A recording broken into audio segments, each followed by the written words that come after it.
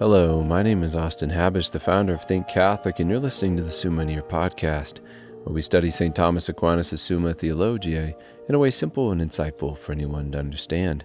The Summa podcast is brought to you by Think Catholic. Taking 2 questions of the Summa a day, we'll seek to summarize St. Thomas's responses, discovering the brilliance of Aquinas. And his Catholic faith is day 150.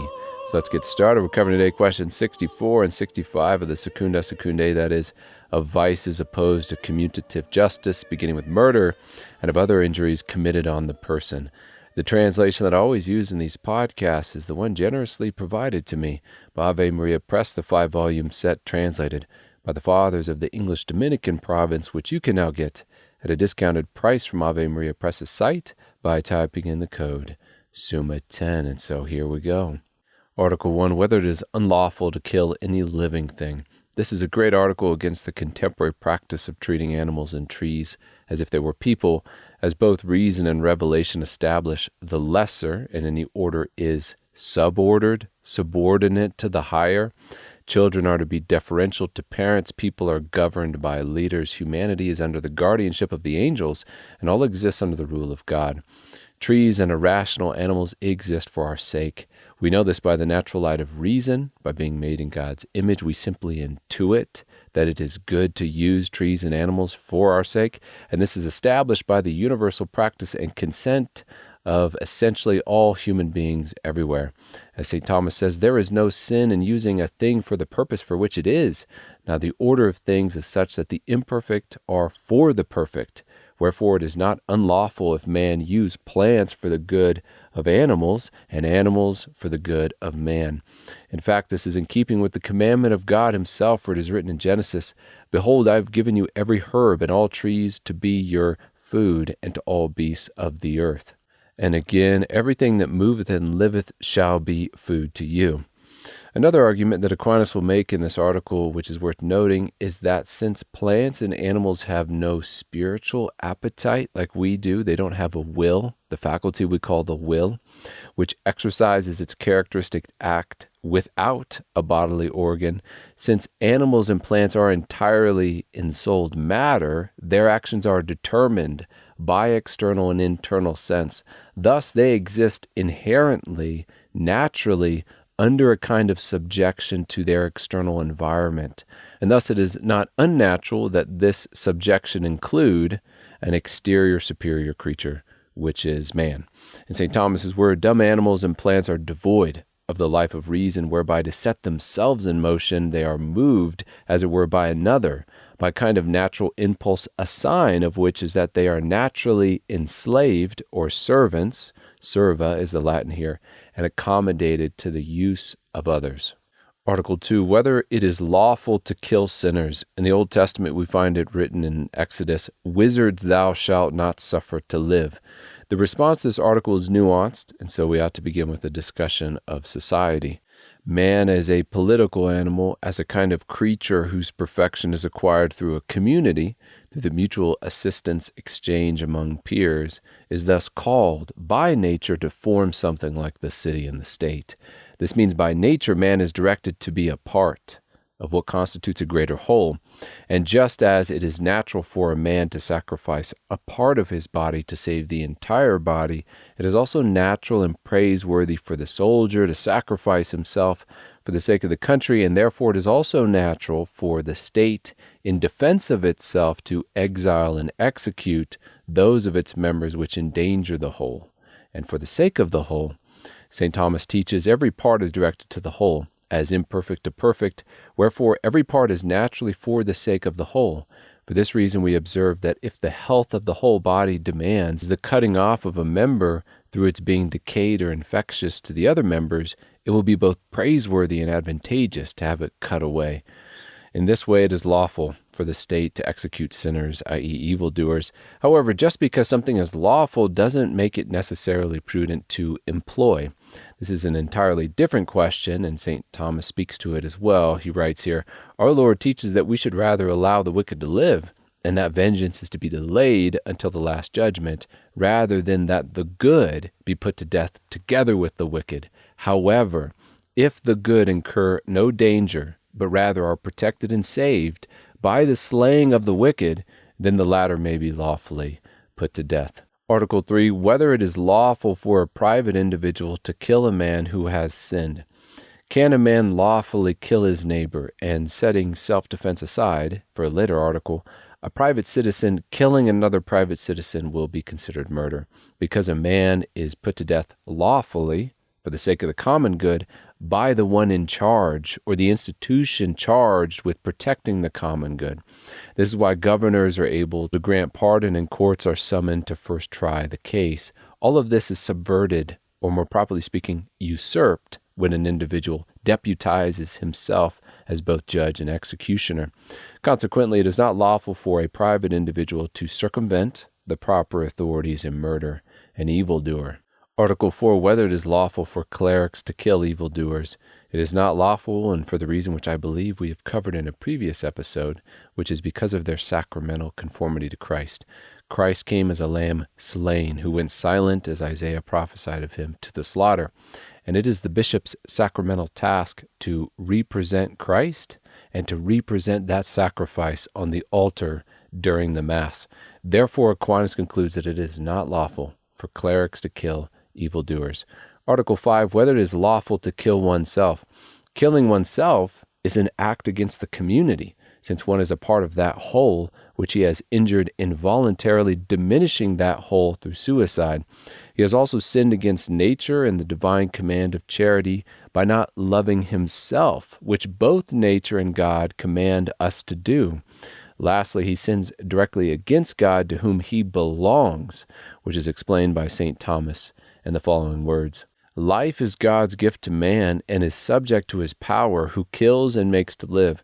Hence, whoever takes his own life sins against God, even as he who kills another's slave sins against that slave's master, and as he who usurps to himself judgment of a matter not entrusted to him.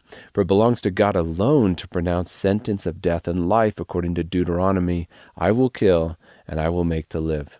Article 6, whether it is lawful to kill the innocent. In brief from St. Thomas, if we consider a man in himself, it is unlawful to kill any man, since every man, though he be sinful, we ought to love the nature which God has made, nevertheless. The slaying of a sinner becomes lawful in relation to the common good, which is corrupted by sin. On the other hand, the life of righteous men preserves and forwards the common good, since they are the chief part of the community. Therefore, it is in no way lawful to slay the innocent. Article 7, whether it is lawful to kill a man in self-defense. It is written in Exodus, if a thief be found breaking into a house or undermining it, and be wounded so as to die, he that slew him shall not be guilty of blood. Nature moves all things toward self-preservation, since all things by nature tend towards their own preservation, propagation, and perfection. These are the ends or law written into nature, which means they are good pursuits, since they have come from the author of nature. Therefore, he who defends his life in certain circumstances, the proper certain circumstances, is simply doing the will of God, as known through the natural order.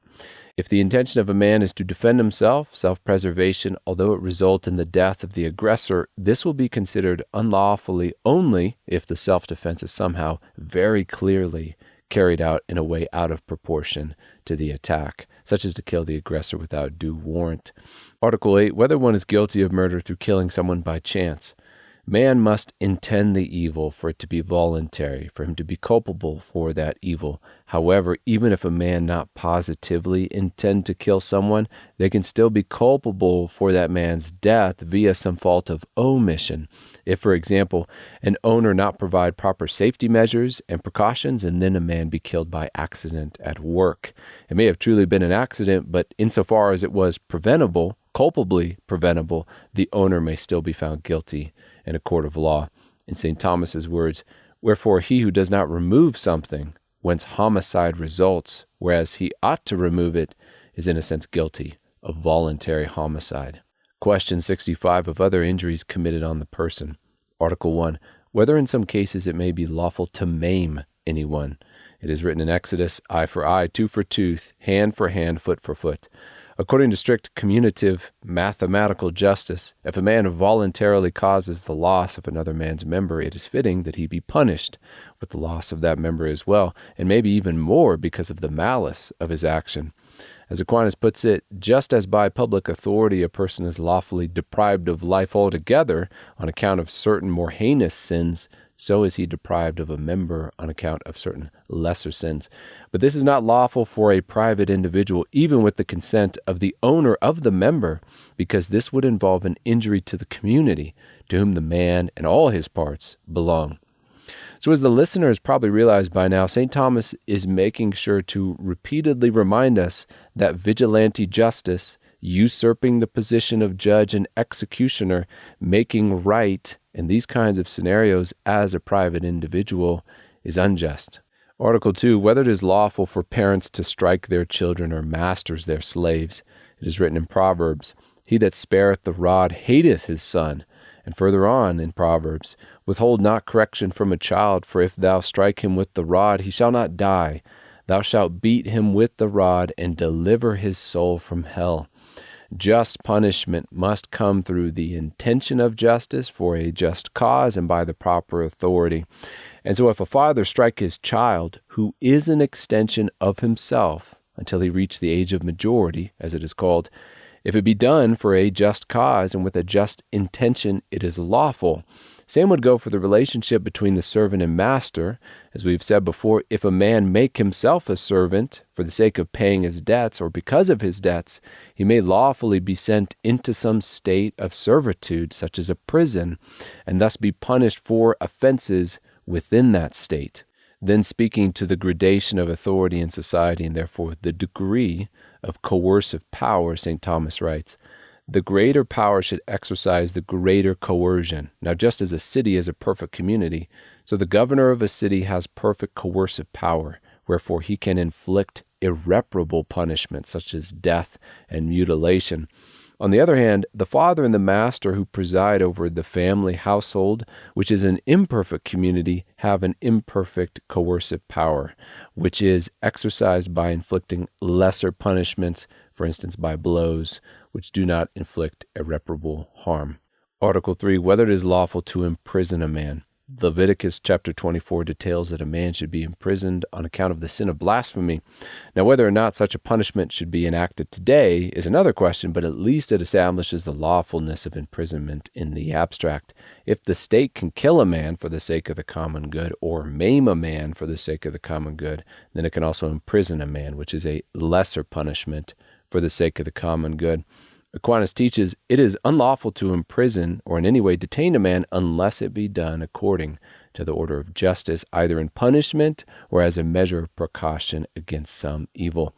Article 4, whether the sin is aggravated by the fact that the aforesaid injuries are perpetrated on those who are connected with others, which means, is an evil more evil if it is done against someone who is not just a private person, but a husband of a family, or a governor of the state, or a president of the country. And it is because it harms more people in its execution. The man who attacks the president harms the country as a whole, which is being led by him, as would be the case in those other circumstances as well. Thus we can say in the affirmative to our article, all things being equal, a sin is aggravated when inflicted on one connected with others. And so we finished another episode. We have just finished covering questions 64 and 65 of the Secunda Secundae, that is, of vices opposed to commutative justice, beginning with murder and of other injuries committed on the person.